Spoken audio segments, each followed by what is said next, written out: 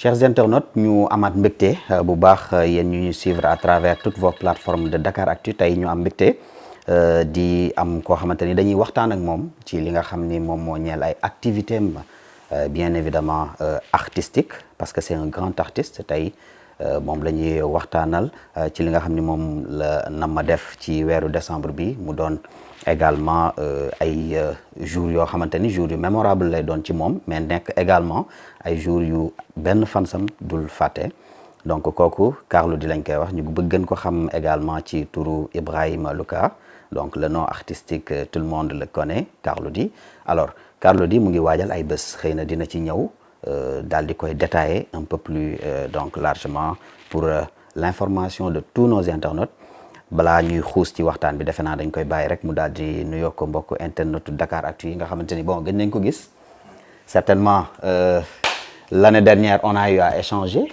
waxtaan nañ un peu ci li nga xam ni notamment mooy sa carrière mais également li nga doon waajal ci jamono jooju alors on parle des 20 ans de Carlou D alors de quoi il s'agit concrètement et à ton niveau nan nga ci fas yéene demee parce que déjà gis nañ nga def le choix déjà le 14 décembre le 21 après nga ñëwaat le 28 jusqu'au 31 mais da nga def le choix njëkkee fi nga xamante ni moom mooy l'Institut français bëgg a dem fële après au niveau des Parcelles Assainies au terrain ACAPES jóge fa daal di dem fi nga xamante ni moom moo di Grand Théâtre National pour jeexalee fi nga xam ni donc moom mooy bien évidemment teeru bi donc mu nekk ay vraiment live show yoo xamante ni fas yéene nga koo amal alors choix bi concrètement lan moo ko motiver. Les exigences musicalement à l'Institut, la famille Parcelles, les fan clubs au Grand Théâtre, la noblesse hôtel bi. Le choix est bien, c'est bien fait, réparti, bien choisi. Et je pense que ça va le faire comme ça.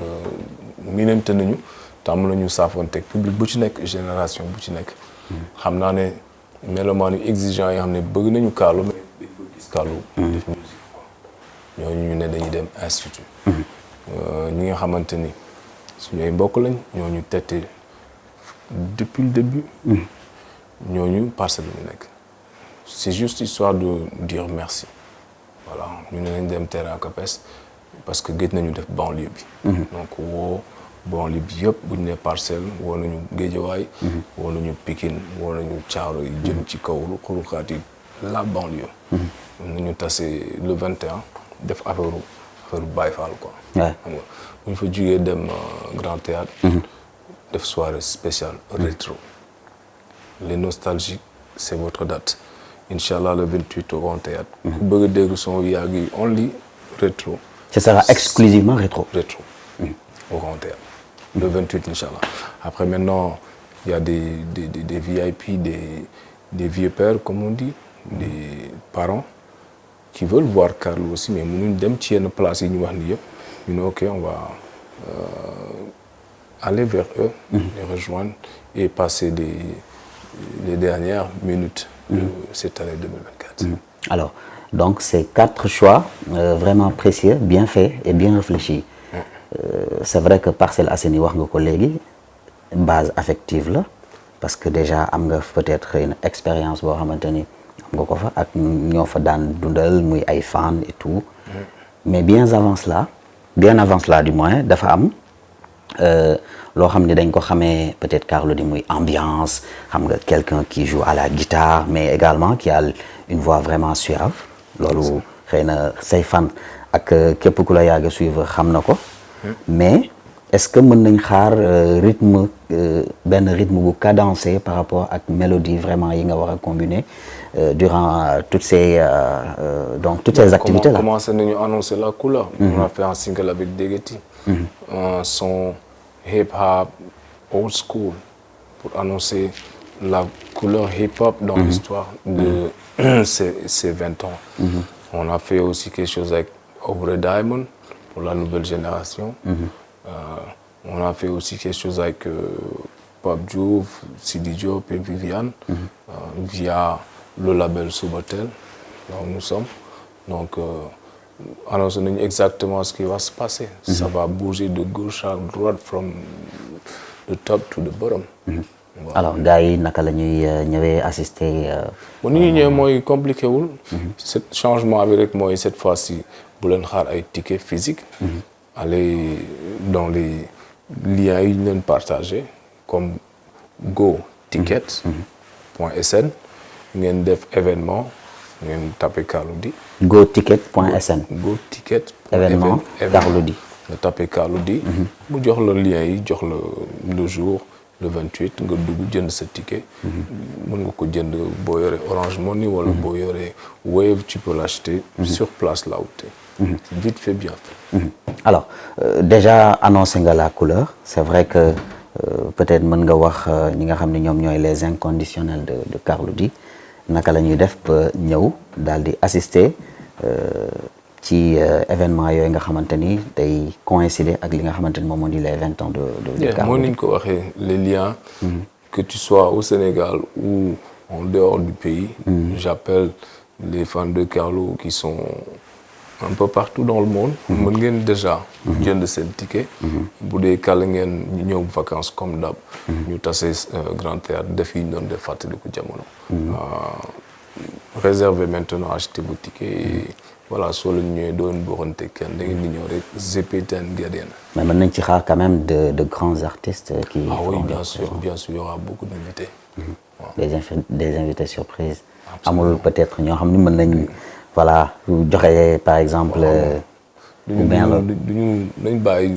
surprise c'est sûr que dina am surprise comme d'hab. chaud. alors Carlou-D defe naa dañuy également xëy na quand on parle de vos 20 ans de la célébration de vos 20 ans on parle bien évidemment de votre parcours. on parle des faits marquants donc de votre vraiment parcours musical.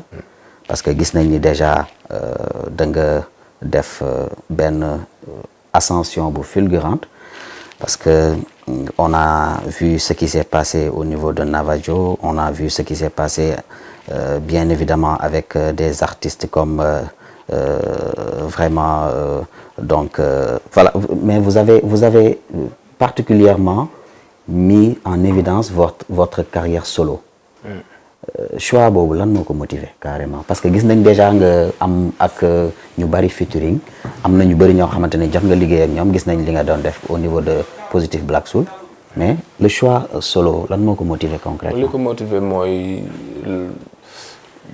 l'envie de tracer mon histoire perso et ça mënuñ ko partager avec qui que ce soit aussi bon qu'il soit. Une histoire perso reste une histoire perso. Voilà, fallait prendre mes responsabilités à un moment, tracer et présenter au peuple sénégalais ce que j'ai dans le cœur, dans l'esprit. Parce que vous aviez senti le talent en vous. Exactement ce que j'ai comme histoire musicalement. Et ça a fait ce que ça a fait. Ça fait qu'aujourd'hui, on a un public bu ñu gëm di dund ak ñun cette même histoire qui croit en nous et qui nous suit partout.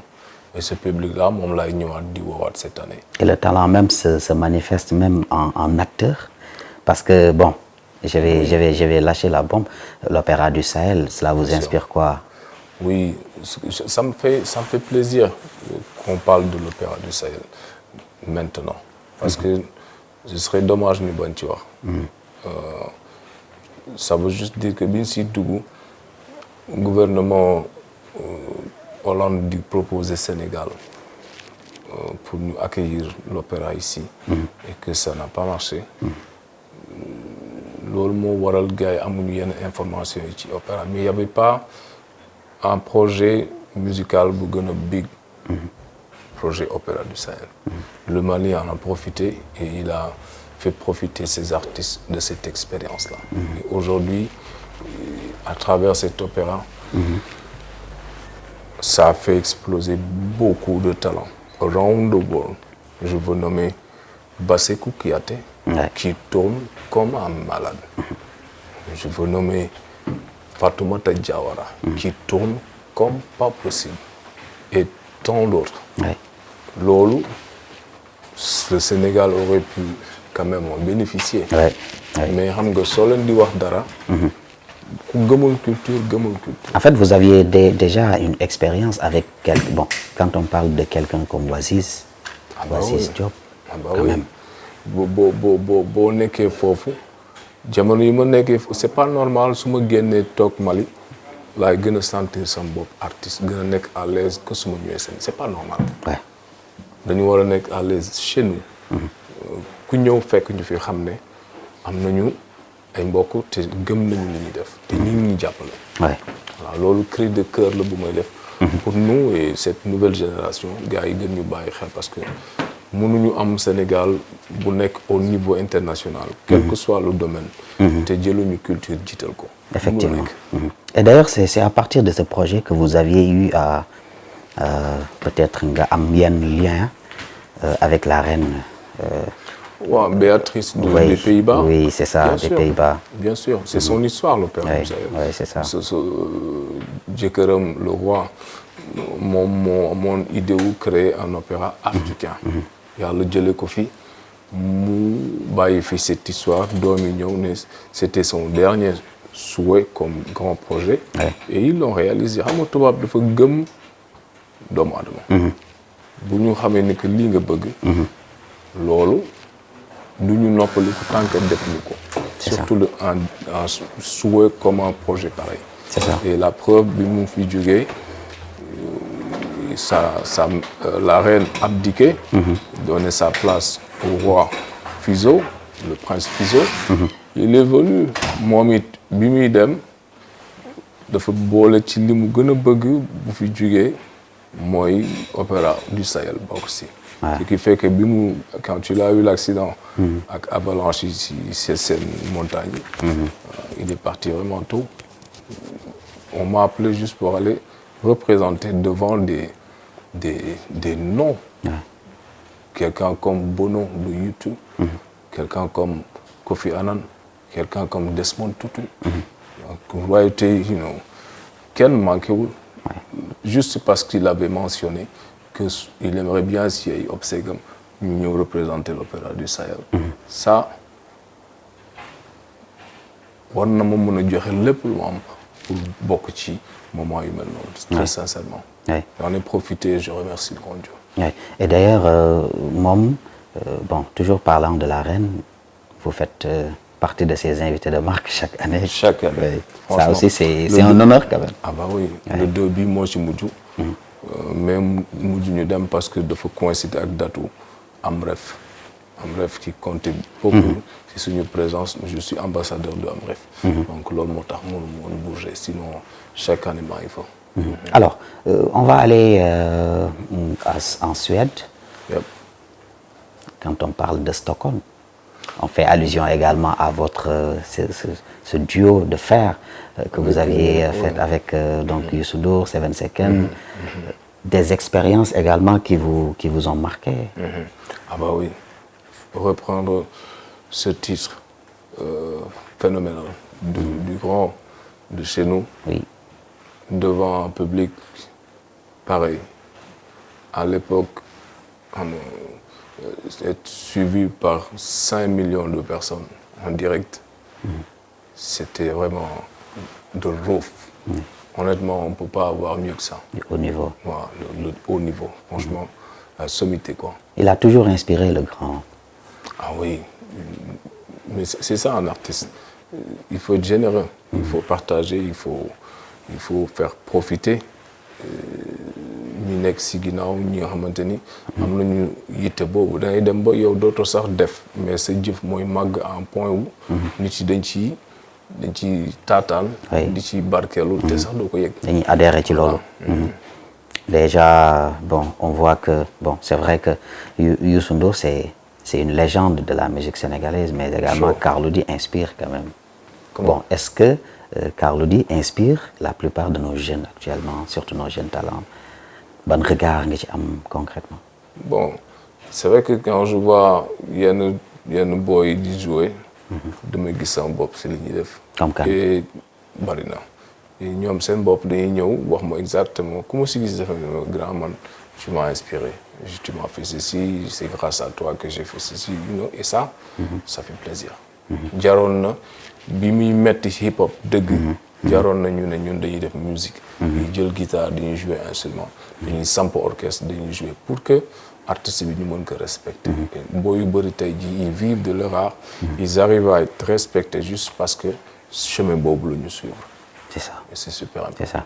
Donc cet œil artistique que vous avez devant tous ces jeunes, c'est également cet œil artistique que Youssou Ndour même et tant d'autres grands artistes de ce pays ont également donc de cette vraiment cette jeunesse qui a du talent. Vous l'avez toujours exprimé. Toujours. On vous a toujours suivi ci plateau yeeg fépp ngay vraiment vanter li nga xamante ni moom mooy la culture sénégalaise. Mais est-ce que tey mën nañ par exemple gis koo xamante ni typiquement li Carlou D di def moom lay exprimer à travers peut-être son art peut-être ni muy def musique xëy na c'est une forme de musique boo xam ni épousé wul carrément yow li ngay def.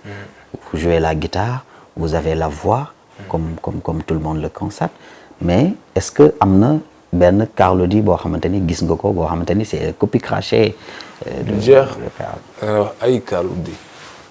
Comme ñan? Non, je vais pas citer de nom parce que ils sont connus, mais ils ont leur public. Oui. Mais ils ont commencé par s'inspirer, juste s'inspirer de la musique de Carlou, de la démarche de Carlou. Ça fait qu'aujourd'hui, ils sont ce qu'ils sont devenus, ils ont leur public et ils sont aimés, appréciés et respectés. Et je respecte ça. Alors ñu ñëwaat tuuti ci balaa ñuy dellu xëy na ci point bu mujj bi ñu ñëwaat ci grand bi Youssou Ndour d'ailleurs dafa recevoir le prix Polaar donc est-ce que am nga benn yëg-yëg boo xamante ni am nga ko ginnaaw bi nga gisee lu mel noonu par exemple ku mel ni Youssou Ndour daal di koy recevoir.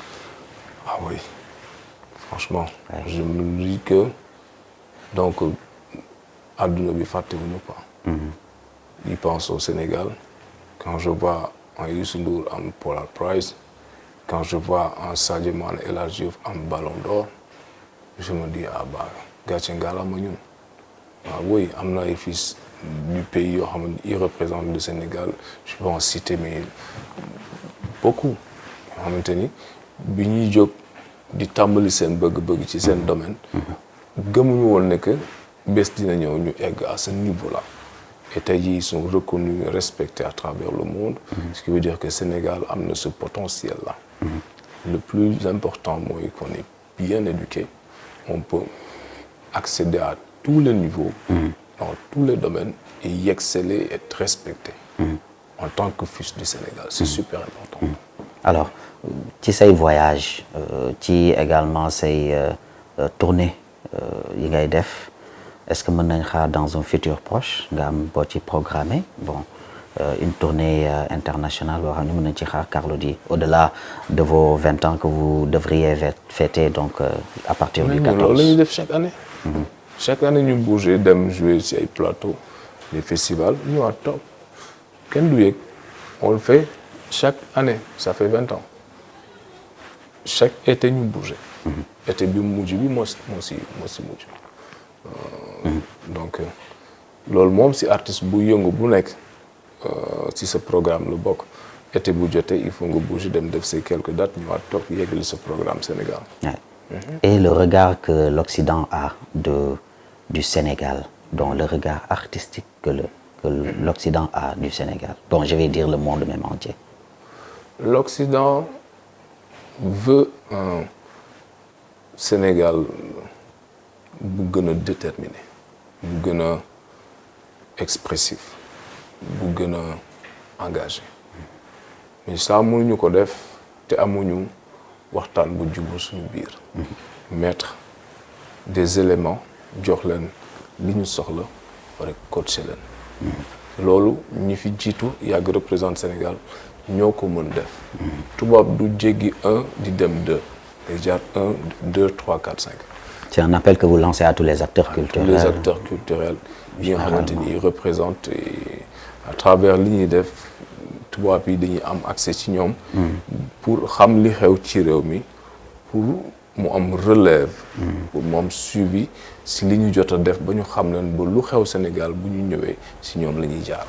Mais cela ne veut pas dire que actuellement, bon, je vais pas essayer d'offusquer qui que ce soit, mais peut-être gis nañ fi forme de musique bu nekk boo xam ni bon il y a peut-être des types de musique yoo xamante ni vraiment il y a pas d'engagement xëy na peut-être ku ci nekk ak ni ngay exprimer woo ni ngay génne say idées et cetera de manière artistique loolu mën nañ ko concéder ku nekk mais est-ce que loolu bokkul ci li tax ñi nekk ci biti di ñu xool peut-être ñoo xamante ni am nañ benn œil artistique boo xam ne mën nañ ko xoolee Sénégal ñu xaw a am benn réticence par rapport donc à tout cela.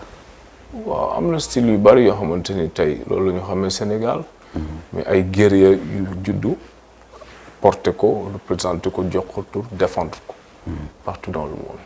mais amul benn li manqué rek mooy objectivité wu mu am suivi avec les normes. pour que ça évolue de génération en génération. loolu rek moo manqué. bi ñuy def porter ces choix là di défendre ces styles c'était pour eux. Ils voulaient que le monde xam ne ñoom Sénégal existe na. et am na lii. bokkul ak quelqu'un ku jóg defar forme musique am ci objectif u ubbi ay porte mu am link sur l'international. ñoom ñu gis ci seen bopp. ba pare ubbi vanne yëpp pour que courant bi di dem. dans le même sens. que tout le monde. loolu ça fait profiter tout un chacun. bu sa dem jotee da ngay toog ramer tu vas dans le même sens. c'est tout. Mais est-ce qu'il y a le potentiel pour y parvenir ici au Sénégal? Ah mais un potentiel du jeex. Il faut juste l'exploiter. ñëpp a talentueux. il suffit juste ñu bàyyi xel nit yi. déglu leen mais vraiment ak objectivité. oui oui plus d'objectivité parce que dafa am xëy na peut-être ñoo xam ne dañu am penchant de trop. non li fi xew moom kenn xamul lan la peut-être bés dina ñëw seen xol ubbeeku ci ubbi vanne yi parce que buñ ko deful mujj bi day ñaaw. loolu rek mooy malheur bi moom mieux vaut le faire maintenant avant que ça ne soit trop tard. Alors quand on parle de l'artiste on parle également de son engagement parce que ñu ci bëri suñu leen di déglu dañuy inspiré boo jaaree ci mbalax bi ba ci hip hop bi ak yeneen forme musicale yoo xam ne ñu ngi koy def fii xëy na in fine dafa am message boo xamante ni moom la ñuy faire passer. voilà que ça soit mu neex wala mu naqari message lay doon maintenant ku ci nekk ni nga koy percevoir mais est-ce qu'aujourd'hui am na message boo xamante ni yow jàpp nga ni war nga ko mën a porter à l'endroit particulièrement de notre jeunesse la jeunesse sénégalaise bu ñu gisee lu mel ni phénomène bu mel ni immigration irrégulière ak yeneen yoo xamante ni c'est des fléaux yoo xam ni vraiment mën na gangréner suñu société alors yow ban message ngay porter concrètement à l'endroit de cette jeunesse? Moi je rêve d'un Sénégal avec une jeunesse bu réfléchir boo xamante ni ces sentiments du ko manifester physiquement mais dañuy use seen mind toog carte sur table wax ak mag ñi fi nekk ñu dénk leen réew mi moi je rêve de ce Sénégal là pour man tant que loolu amul éternel recommencement mooy am plus ñuy dem plus ñuy former ay nervis plus ñuy former ay délinquants plus ñuy former ay bandits dans le vrai sens yoo xamante ni dañuy gis ne que effectivement ñuy toog dañu ñafe rayante ba yegg fii góor boo gisee sa moromu góor ñafe ba yegg fi yegg soo yeewoo da ngay ñafe mais soo gisee ñu réfléchir débattre étudier teg plan dafay étude da ngay jóg jàngi. Est-ce à dire que nous avons une jeunesse violente inconsciente ou... jeunesse bu ñu nëbbu dëgg la ñu am loolu ñuy commencé si nasaraan si dañuy cacher la vérité naka la ñuy def dañu compliquer réussite alors que réussite logique la pour tout être humain bien éduqué judd ci famille ñu yar la da nga war a réussir sa àdduna boo amee encadrement bi si war mais dañ jël réussite de compliqué ko yóbbu ko ci làq ko ci ay kayit ak ay diplôme ba pare teeku. alors que mu ngi ci suñuy weeru tànk. alors que réussite juddu la boo bëggee naan jógal dox dem ci ndaali tànk naan boo bëggee lekk jógal dem def nii ak nii ak nii lekk yar ci nit ki boo bëggee ëllëg nga am lii nga am lee defal lii basta. Vous préconisez donc un repli sur soi même. Je pense que loolu moo war a am toog waxtaan ak ndaw ñi gars yi bàyyi xëccoo bi ak jaay tegante dënn bi. yóbbuwuñu fenn. éternel recommande loolu dama ko mës a xeex suma àdduna. je vois que maa ngi gis président bi commencé bloquer tubaab bi. ci ay choix di teg li mu am ak sans complexe. c'est un bon début. mais nag yoon bu méttee ngi noonu. il faut ñu bañ a ragal. Qu'est-ce qu'il faut pour y arriver pour y bañ a ragal bañ a complexe bañ a dellu ginnaaw ñëpp takk seen ceinture et foncer bés bu ñu demee ba am indépendance su am li ñu bëgg te duñu ko wuti fenn. nga xool crise jot na fi am crise jot na am kaaw ba tubaab bi dof. Covid. bien avant. Ouais. crise bi fi amoon. tubaab bi crise économique. dof. ma dama dugg kaaw xàmmeetuma kaaw. da ngay yor 50 euros bëgg weccet doo ko am. mais te gars yi tey lañ gën a bëgg a dem. non mais loolu beneen histoire la. waay loolu dafa am lu mu làqu. loo xamante ni gars yi jot a dem waxuñ gars yi li fi xew.